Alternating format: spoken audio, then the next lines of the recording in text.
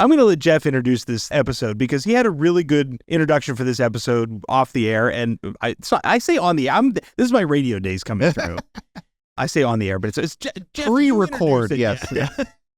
Introduce the episode. Welcome to 2 Cents, the podcast where we have casual conversations about current events in finance and banking and all of that good stuff. I'm Jeff McTavish, and with me is Drew Thomas. Yes. It's me. Yeah. And today we want to talk about the 1 cent on 2 cents. That's very clever. Okay. Very clever. I like it. Yeah. The 1 cent piece. Not a penny. Did you know that? Like, it's not a penny according to the U.S. Mint. Okay. I was wondering why all of the stuff that I've been researching, it was saying 1 cent pieces. Yeah. The U.S. Mint calls it a 1 cent piece, and the U.S. Treasury calls it a cent. Okay. Or maybe it's vice versa, but neither one of them call it a penny. Huh. So where do we get penny from then?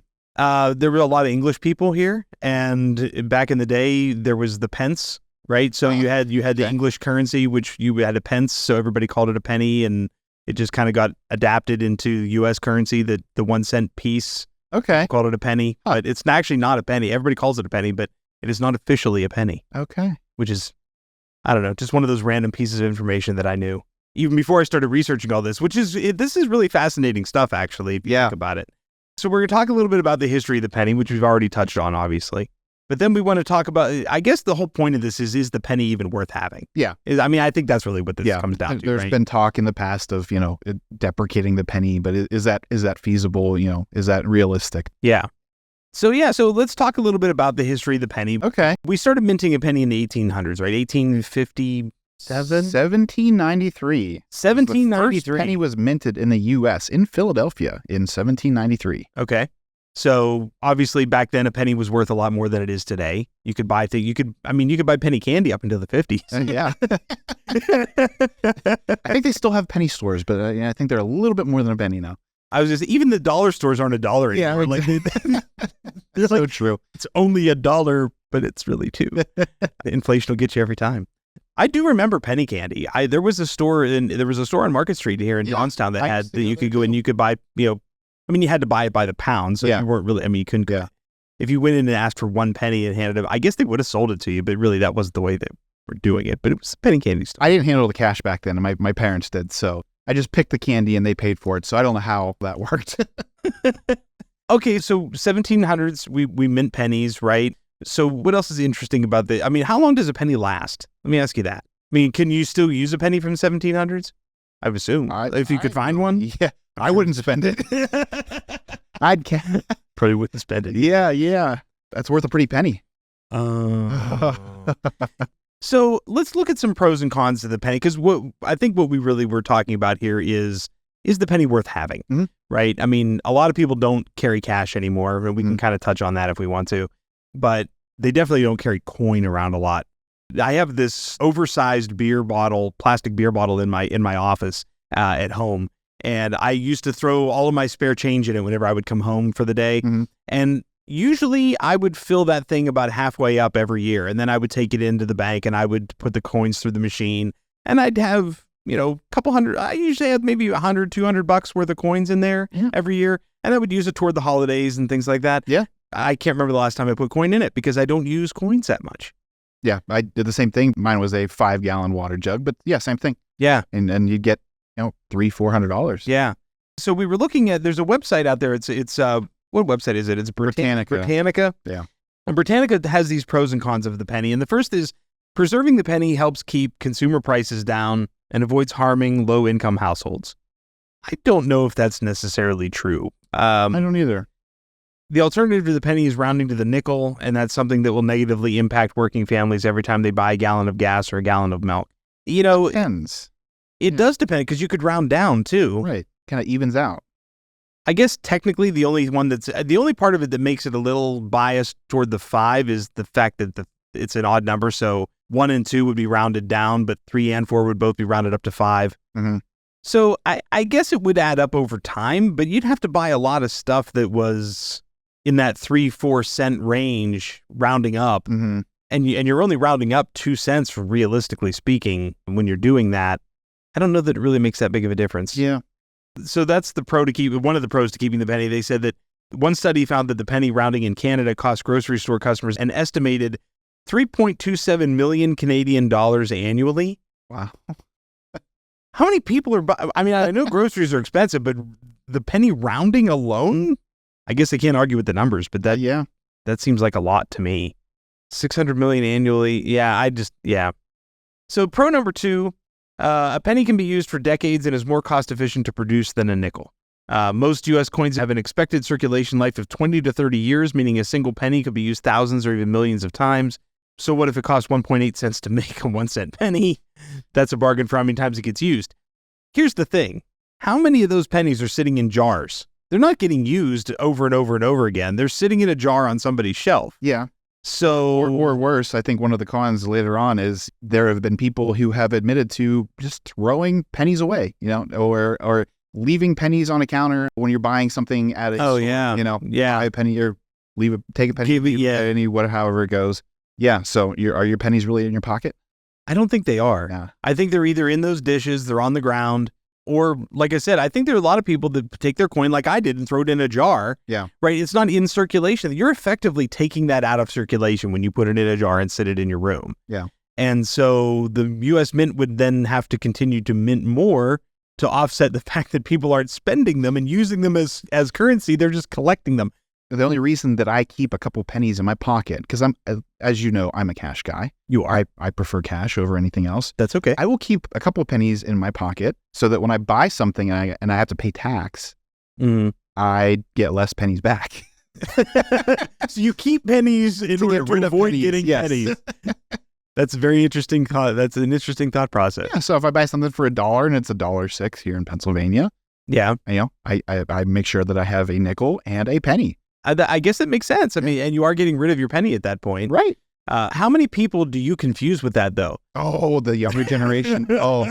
Give someone that is younger than, I don't know, 20, a $20 bill and 12 cents. Yeah. And their mind's blown. Like they want to give you your money back. Like you gave me too much. Yeah. That's just, and plus the cash register, although I guess they're just not used to cash registers. I bet 90%. I remember when you couldn't go to McDonald's and spend anything other than cash. Now I would probably argue that 80-90% of their transactions are done on a card. Oh, for sure. So when you hand them cash, it's probably like a foreign substance to them. They don't know what to do with it. And then you hand them coins. Yeah. On top of it all. I think you do it just to see the look on their face. That's it. Here's the other thing I've seen people would do with pennies too that has nothing to do. I've seen people literally create flooring out of pennies. Oh yeah. Like they will take penny, like, because it's actually cheaper than buying like metal, like, but I've seen people I watched this video. They did this whole lobby area and hallway in pennies, and they cleaned some of them and then they left some of them dirty. So they had sort of like a black outline sort of pattern in it, and then a copper middle, and then they used epoxy over top of it and everything, and it looked fantastic. But those pennies are not in circulation anymore. No, they are not. Yeah, they're not being used for their intended purpose. I don't know if technically speaking that's illegal. I was just gonna say, is that defacing? I mean, you're not like people make jewelry and stuff out of coins, and that's illegal, But that's destroying a coin. You're not really destroying a coin. You're preserving it. I mean, you are preserving. If it's in epoxy, you are preserving it pretty well. But what about all those machines when you go to the museum and you stick a penny in it? You keep taking my points. I defer to you. Tell the point. That's my last one. Oh, okay. We'll come back to it. How do places get away with smashing pennies? That's right. For a smash penny machine. You got to spend 50 cents in a penny to get a penny back, and you're destroying a penny. And it's a defaced penny. Yeah. That's a good point. Or it has a little ship on it. Yeah, but or a cowboy. Those places will go out of business if we get rid of a penny. That's true. Those little machines, I don't know what they would do.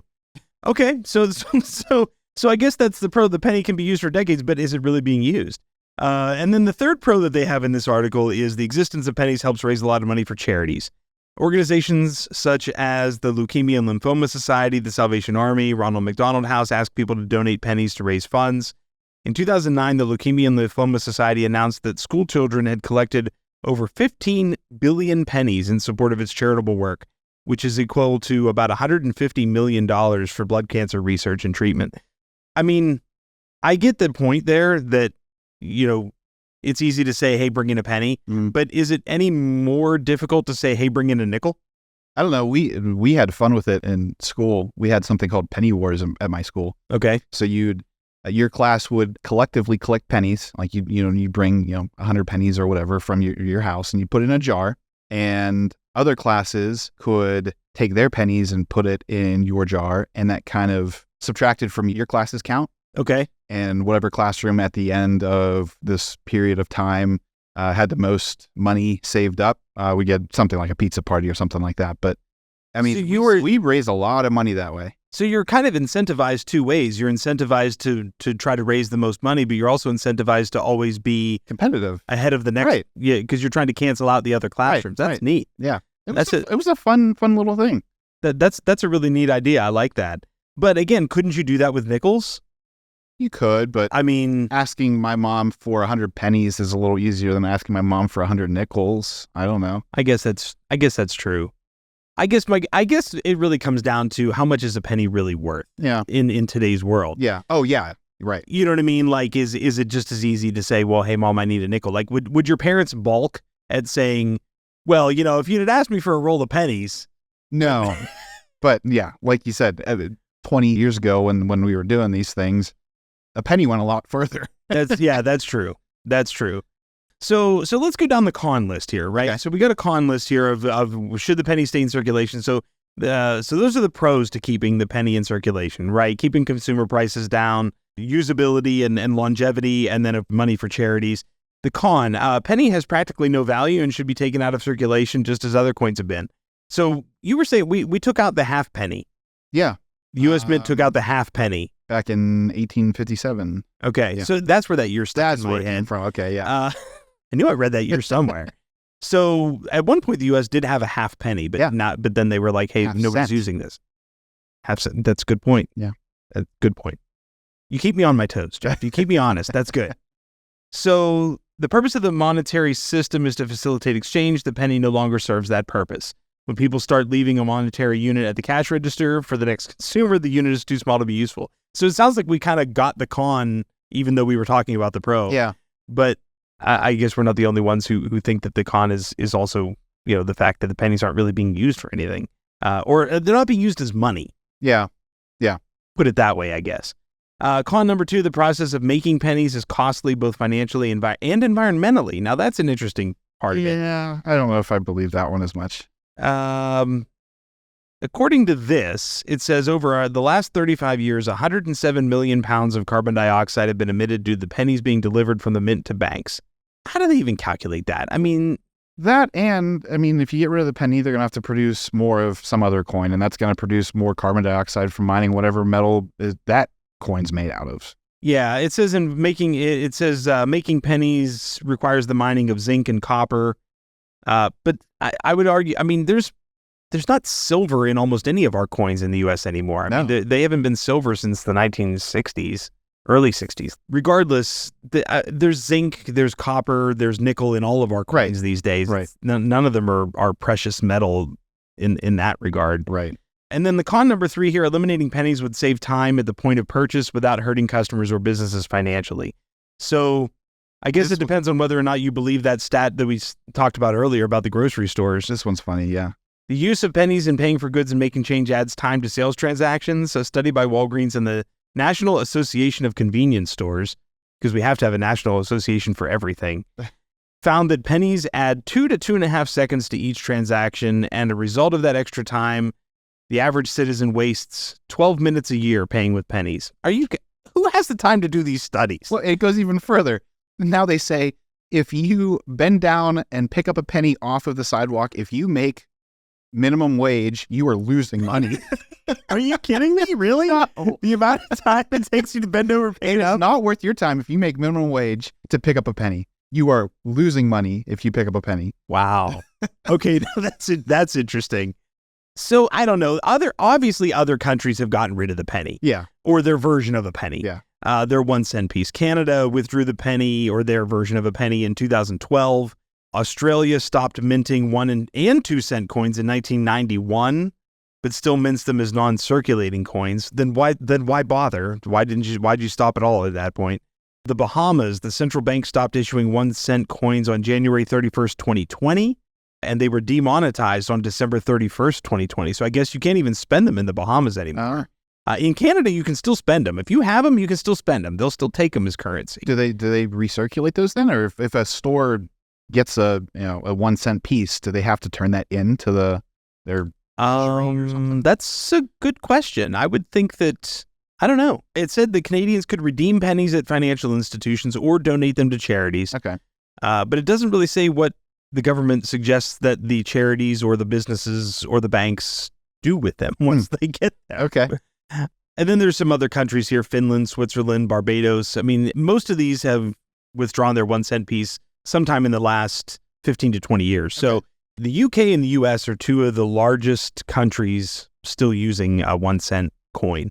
And I don't know, if it's not even worth bending over to pick the thing up, it's probably not worth minting, I mean, that's really probably the best argument you could make, isn't it? Yeah. I mean, so there are more pennies minted each year than any other coin. So maybe a starter is mint less. Well, yeah, you could mint less and make people start using the ones that are in the jars. Yeah, on the shelf. And I guess that's the thing, that kind of goes against that first argument that, pennies can be used for decades. Well, if they're being used for decades and nobody's using them, then why are you still minting so many? Because people throw them away. Because people are... Because they're not using them as currency anyway. So what's the point? Yeah, my personal thought of it is I would get rid of the penny. That's my personal point of view after reading all this stuff. And I know it's inevitable, I think, but I don't think you're going to see the penny go away in our lifetime.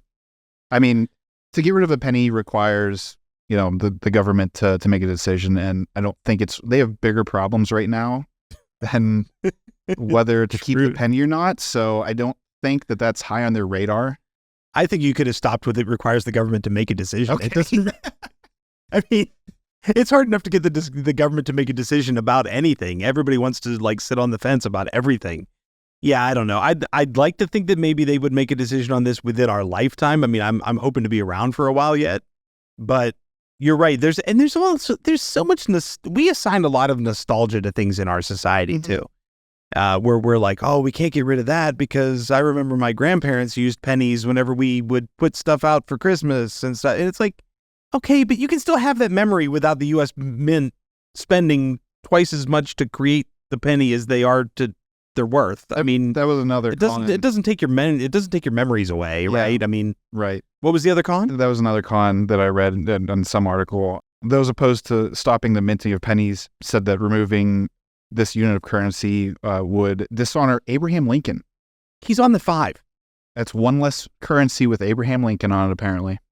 He's on the $5 bill. He's already got something most people are using. Well, it actually that's just what I read. He's on the $5 bill twice, actually. Yeah. Because if you turn it around, yeah, there's a little tiny version of him back there in the back of the Lincoln Memorial on the back of the 5 too. Although I guess is that still on the back of the penny? Yeah. Oh, I don't know. It's not the shield. The shield. I think it's the shield now. They have that 1 cent. I don't know right now, so I can't even. You said you always have cash on you, Jeff. What the heck? Do we have anything else?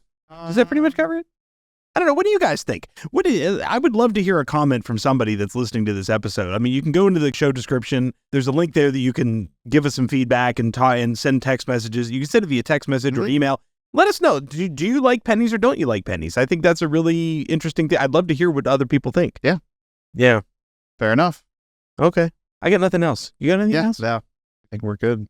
All right. Well, I'm going to go back and try to earn some pennies. Okay. All right. Thanks, Drew.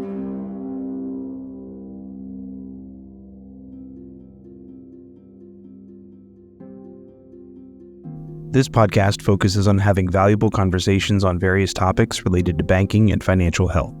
The podcast is grounded in having open conversations with professionals and experts with the goal of helping to take some of the mystery out of financial and related topics, as learning about financial products and services can help you make more informed financial decisions. Please keep in mind that the information contained within this podcast and any resources available for download from our website or other resources relating to bank chats is not intended and should not be understood or interpreted to be financial advice. The host, guests, and production staff of Bank Chats expressly recommend that you seek advice from a trusted financial professional before making financial decisions.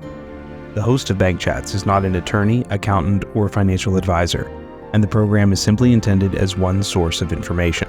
The podcast is not a substitute for a financial professional who is aware of the facts and circumstances of your individual situation.